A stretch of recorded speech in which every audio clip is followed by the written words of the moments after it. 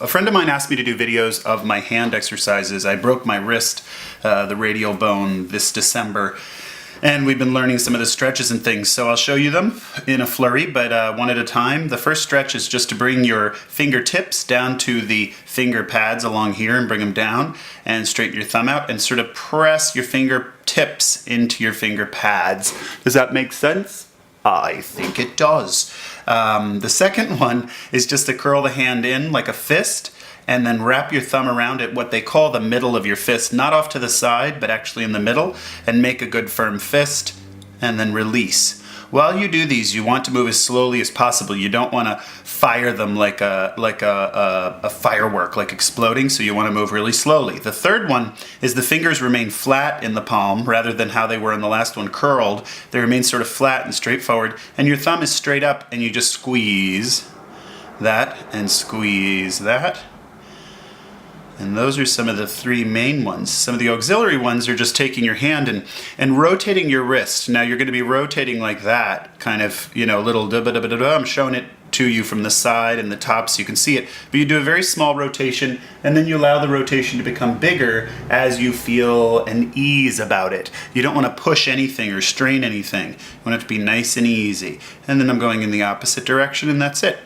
Those are sort of the basic stretches. You can go on from there and do things where you hold your hand or resist and sort of turn your wrist to the your fist to the inside, like this, pronating. You can supinate, which is turning your hand to the outside, so you could turn to the outside like that.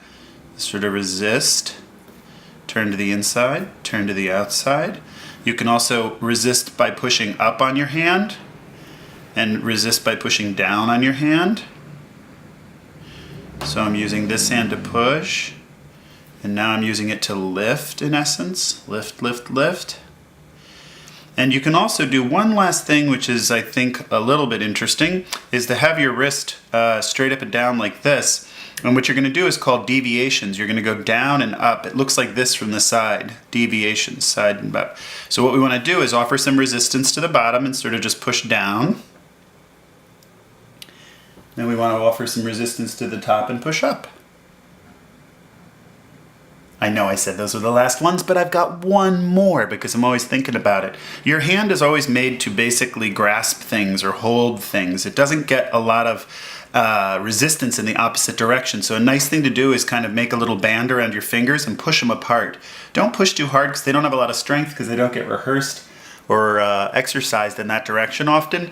So feel that, pushing out and then release it. Push out a little bit and release it. Those are all the hand exercises. Hope you enjoyed. Be well. Have a good day.